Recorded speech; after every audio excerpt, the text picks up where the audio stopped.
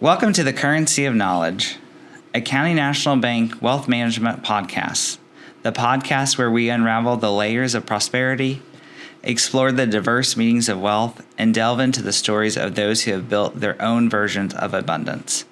I'm your co-host, Christopher Phillips. And I'm Holly Baker. Join us on this insightful journey as we redefine wealth beyond the balance sheets and uncover the true riches that life has to offer.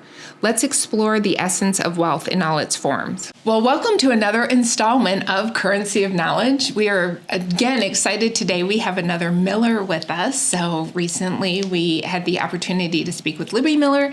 Today we get to speak with Katie Miller. I'm very excited to speak with Katie. She also attends the University of Kentucky. She is a junior and she is in fashion, which of course is very exciting to me. So I'm going to get some good insight and figure out what is Katie a Z-er? She's a Z-er, yeah. Okay, there's She's nothing after a Z. There is. I'm not the sure. A's, I think. Yeah. Okay, she's a Z. Yeah, I think her children would be an A.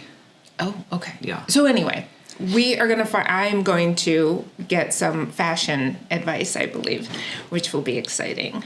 I'm really looking forward to it because, we just, on the last episode, we spoke with Katie's sister, Libby. Mm-hmm. And, I don't know them super well, but I know them well enough to know that they are different people. Yes. And so to hear both of their approach to what's going on will be really exciting. And, I think it's just fantastic to hear from a younger generation because so far we've only talked to Xers. Yes. And some boomers. Maybe a boomer. A boomer. Maybe. Those boomers.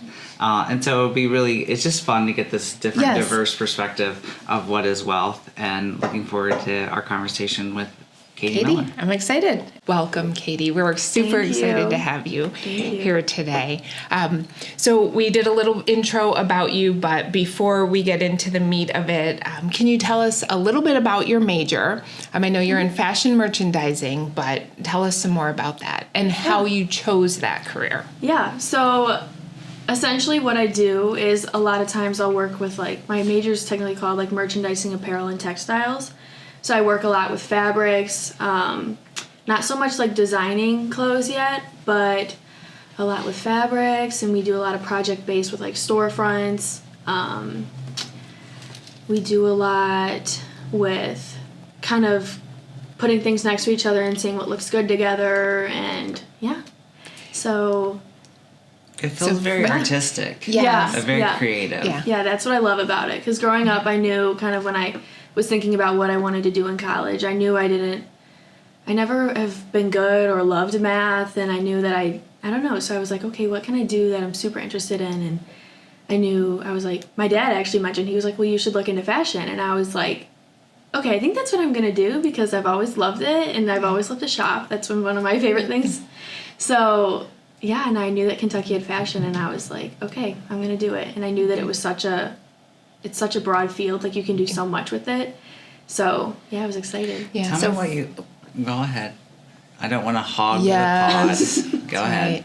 So, 2 questions. Mm-hmm. I'll start with this. Fast forward 2 years. Mm-hmm. What would be your ideal job? So my dream is to live in Boston. That's what I've always wanted to do. I would love to live there. And I'm not super sure. I know that something that's always interested me is being a buyer for someone, maybe a big company, or I'd love to be a stylist. I love doing that. Or something in the fashion marketing field. I don't know. I haven't really landed on something yet, so I know there's some opportunities coming up that I have to maybe kind of see which one I think would fit best for me, but I'm not super sure yet. Good. And so how did you land in Kentucky? What made you decide the University of Kentucky was the place? It's honestly super random. We went to Lexington, I think, when I was in 7th grade for a basketball game. It was a women's basketball game. It was Stanford and UConn. It was the NCAA tournament. And I remember really liking the city. So when we started talking about colleges, I kind of knew that I wanted to do something a little different. So I was like, well, I remember liking Lexington a while ago. Maybe we should go look at it. So we went down and looked, and I fell in love with it. I was like, this, I think, is the place for me. I loved the city. I loved that it wasn't huge, but it was still more of a city feel. I mean, it's bigger than, where we live. So, and the campus is like so incredibly nice. I loved the dorms. I mean, and I love the opportunities that came along with going to school down there. Okay. So I was like, yep, this is right for me. All right. You wouldn't think of University of Kentucky and think Yeah. fashion, Right? right? You would think Yeah.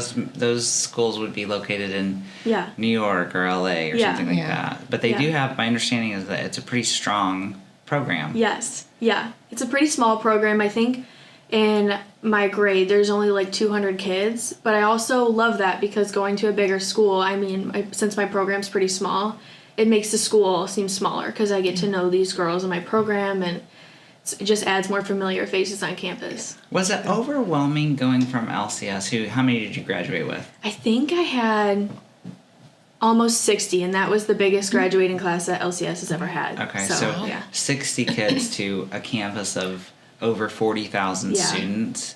Was that a little overwhelming? I mean, Yeah. Adrian, we only have 20,000 in Yeah. the city of Adrian. Yeah. So Yeah. what did that feel like? I remember when my parents first dropped me off, it kind of really hit me then that I was, going to a huge school where I knew absolutely nobody. I knew my roommate a little bit, but we had only talked like through Instagram or something.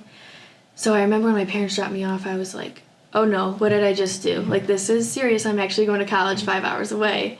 So I went through a little bit of a culture shock, but I soon realized that was probably the best thing I could have ever done for myself, was to kind of do something new and meet new people. And I think it's probably one of the best decisions I've made so Can we far. talk about why? I'm always curious about the why. Yeah. Why? Why it was the best decision for you to go away? So I remember probably just because I don't know, I felt almost a little, if I would have stayed around here for school, I think I would have felt a little trapped, just because I knew for a while that I wanted to do something in fashion, and I knew in order to be successful in that I needed to live in a big city.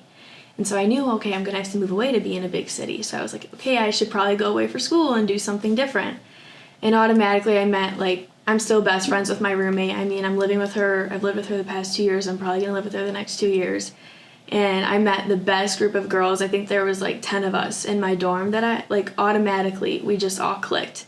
And we're all still best friends. So I feel like now I look back and I'm like, well, if I wouldn't have done that, I wouldn't have met these girls, and I wouldn't have had this experience to do stuff, and just the opportunities that the school has given me. I'm like, I don't know if I would have stayed around town and gone to school here, that if I would have ever had that opportunity. So I feel super lucky. Good. Will you have the opportunity to study abroad, do you think? So I can, yes. So my junior year summer going into my senior year, in order to graduate from my program, I have to complete an internship that's 8 weeks long. And a lot of times people will do that abroad. So I've actually thought about that a lot recently. For a while I was like, well, maybe I should do it in a city where I want to live when I'm older. So maybe if I love the internship, maybe I could get an offer after I complete the internship. But I was like, maybe I'll never get the opportunity to do that again if I don't study abroad. So I'm thinking I might want to do that. But so if I do study abroad, it'll probably be during that time. Okay. And would there be a country that you would go to, or a city? Yeah. Okay. So the program is kind of strict on like where you can go. So I know some popular places is Paris or Milan, or one that's really stuck out to me is Sydney, Australia, just because I feel like yeah. it's super Okay. different, Yeah. I mean, you don't Yeah. hear a lot of kids going over there. So I'm thinking maybe there, or I'd love to also study in Milan and then maybe do some traveling Yeah. in other parts of Europe. Yeah. Yeah. That's awesome. Yes. That would be Sydney's exciting. actually on my bucket list. Yeah. To visit. So, Mine too, except for the snakes. I know the and the wildlife there. spiders. Yeah. It's like the size of the table. And we're going to take a quick break. At County National Bank, you're not just a number. You need a partner, not just a bank. With 90 years of local Michigan banking experience, we're here to ensure your success. We offer a wide range of business loans, including commercial real estate, equipment financing, operating lines of credit, agricultural loans, and more. At CNB, decisions are made locally. Our loan officers are here to listen, and we are just a call or visit away. You can also contact us online at cnbb.bank. We can evaluate your financial picture and tailor a credit solution that fits your needs. County National Bank, where your story matters. Member FDIC, Equal Housing Lender, NMLS 399979. And we're back. All right.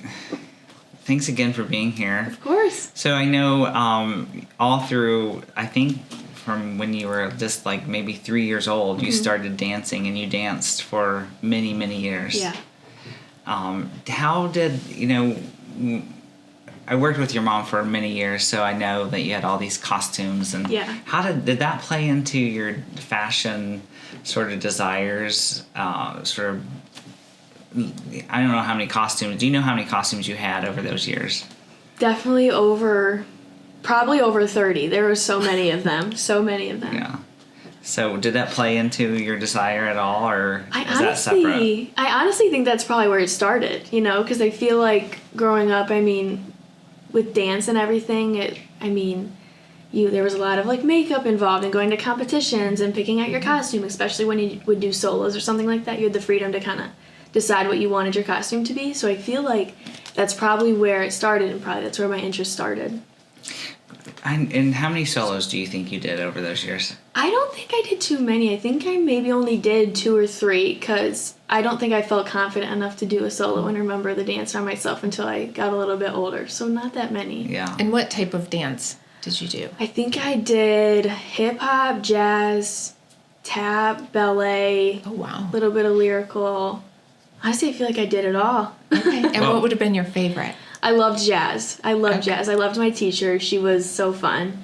I don't know, but I loved it all. I love the more upbeat type of dancing, Yeah. though. I love dancing, the music and the moves. I loved it. And the costumes that came along with that. And the dream case. Yeah. Yeah. Tell us a What's little that? about the dream case. Okay. So it's this huge duffel bag that's like on 4 wheels that you would bring. I brought it to dance competitions. It was for recitals. Like everyone that danced had one, and you'd bring it up, you'd unzip the top, and you'd pull up. There's like this rack that came out of it, and you would put all your costumes on it, and there was just like an area on the bottom of it where you could put like your shoes, anything. It was like a little crazy now that I think about it. I kind But- of want But kind of fun. It was so I'm fun. like, I want one. So Yeah. my daughter was home this weekend, and she is a dance mom. Yeah. Crazy. She's a big fan of dance. So am moms. I. I literally watched an episode this morning. I'm not kidding. So tell us about kind of reality. Yeah. Did you experience any dance moms? Not really. Not any from my dance studio, but I feel like when we would travel to competitions and we would see other dance studios there, I could tell that it was a little bit more serious than what my studio was, even though my studio took things like super seriously. But a lot of time it was just, as long as you're having fun, that's really all that matters. But when we go to competitions, like we'd go to these national competitions in Orlando, Florida, like once a year, and that was like, holy cow, Yeah. this is dance moms. Yeah, for sure. And you also played volleyball in high school, right? Mm-hmm. Yeah. What Yeah. position did you play? I played libero. That usually my spot was like in the back row because I wasn't super tall, so I wasn't good at hitting it or setting. But Did dance at all help with volleyball, do you think? I don't know. I don't think so, because I feel like when I started volleyball, it was a completely different set of movements that I had to I was good on my feet in volleyball, so that was definitely came from dance. That's why you're a good libero. Yeah. Yeah. But I don't know. I don't think it helped so much, but definitely with the footwork, that's Yeah. for sure. So for those of us who were pre what a libero is, Okay. Yeah. what is a libero? It's the person that's always in like the opposite color jersey. That's I Okay. feel like the best way to describe Sure. it. And it's just specifically you'll rotate in and out for back row. You'll rotate for like someone that's usually in the front row that doesn't love to play back row so much. You'll rotate in and out for them. Okay. So it's a defensive specialist. Gotcha. Yes. Yeah. All Yes. right. Perfect. Yeah. Thank you. Yeah. Okay, well, we're going to ask you a question that we ask all of our guests. Yeah. So, to a young person, a junior, you're a rising junior, Yes, right? yes. Rising junior. What is wealth? Wealth to me would probably be being able to take care of everyday purchases or stuff that you kind of need to pay for in order to live an everyday life, and then probably being able to do more, maybe do some fun activities or do more with friends or go on vacations, just to kind of take care of those everyday expenses and then also be able to do more and have the opportunity to do more. Yeah, I love it. Yeah. I love it. Yes. I often say that wealth is flexibility. Yes, Being yeah. able to do what you want to do, when you Yeah. want to do it, how you want to do Yeah, it. Yeah. yeah. That is wealth. And Yeah. mine's security, which falls into the take care of everyday Yeah. life. Yeah, That's great. Yeah, Yeah. awesome. yeah. So as you if you fast forward a little bit, you talked about living in a large city, which is, cost of living in large cities Yeah, yeah, Yeah. are expensive. Boston's Yeah. not cheap, Yeah. yeah, but But- fun. yeah, What kind of concerns do you have about your financial outlook? yeah, If you could kind of just project out yeah, when you're done with school, yeah. you have your dream job, which would be a buyer, right? Yes, probably. Yeah. So you're working for Who? who? No, I would love to work for Tom Ford. I don't know Oh, why that's wow. I love like the luxury companies. I love the way they all like lay their stores out, and I love how just sophisticated it is, and so that's always been my dream. And when we went to Las Vegas this past summer, I got to see a Tom Ford store like in person, and I was like, this is beautiful. I loved how it's a lot of their stuff is just like black and white, and I love it. It's very classy and timeless. So that's probably my dream company. Yeah. Yeah. We'll And ship when- the podcast off to him. I want to, So I want to talk a little bit about why, when you talked about Tom Ford, you talked about sophistication, kind of this timeless piece. Yeah.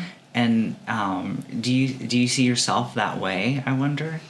I feel like yes, the more or maybe since I've just really gone into fashion in college, I feel like my style has changed a little bit. I feel like when I'm picking out pieces now for my wardrobe, I feel like I'm a little bit more, I don't know, more like cautious on what I'm picking out, just because like, I don't know, I feel like I live every day on Pinterest. I feel like every time I leave the house and I'm going somewhere, and I'm like, Lexington Pinterest is this. kind of old city Yes, with old yeah, style. yeah. And so I think what might be, I'm not Yeah. fashion, No, but yeah. it's like feels like old style Yes, is your kind yes, of draw. Yes. So you're living kind of Yeah. in the city Yeah.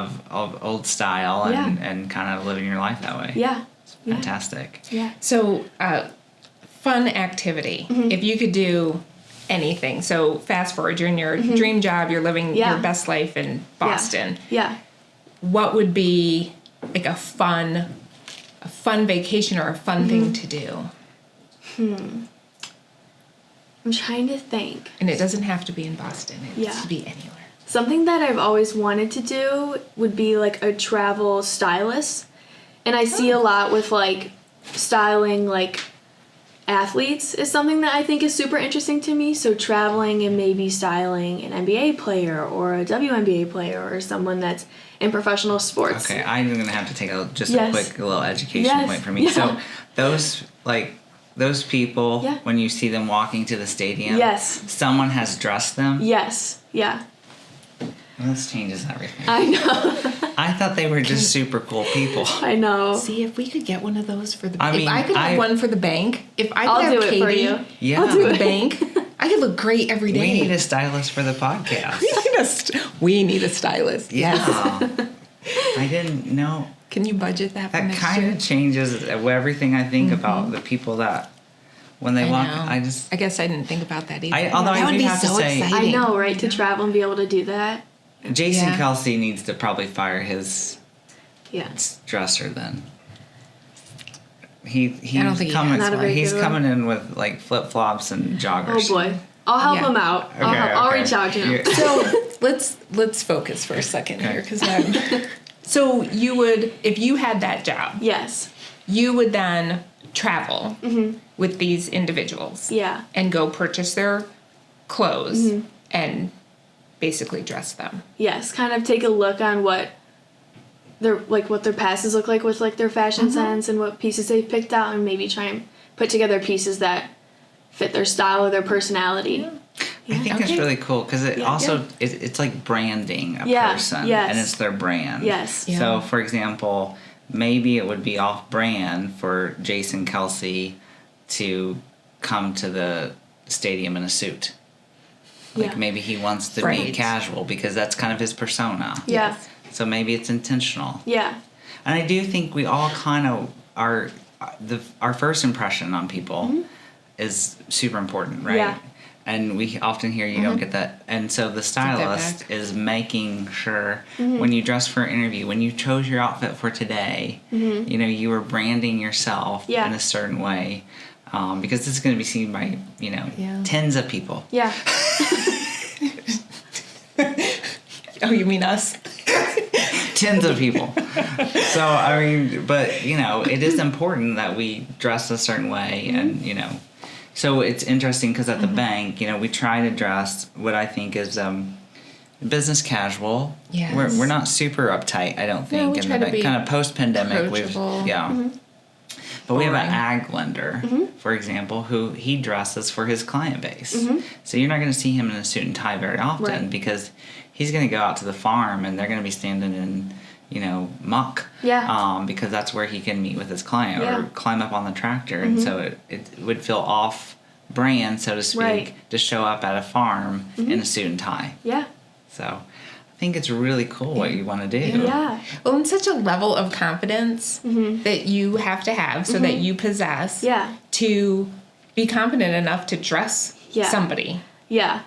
Yeah. That's I know. impressive. I know. I think I definitely need to work on the confidence a little bit because I feel like going to school with so many people that are so creative since my program, you get to show that side of you a lot. So I feel like it's easy to get intimidated by that. But I mean, everyone's different. And it also helps a lot when I create something in class and I hear people, oh my goodness, that's amazing. And I'm like, okay, maybe I do have like the side of me that I can be able to go out and be successful. It's Oh, not you do. maybe, you do. You for do. Sure. You've got it. Oh. Hopefully, yeah. You know, you're uniquely Katie, so you can bring that uniquely Yeah. Katie Yeah. every time you show up. Yeah. And people will love it. Yeah. So, Perfect. Yeah. well, thank you so much for being Yeah, here. thank you guys. Yeah. Okay, so when you're a big stylist, do not forget Yeah. us I won't. I because won't. we need help. If you could send us like some links, All right. that's all we need. I'll reach out to you guys. Okay, all right. Thanks so much. Thank you. All right.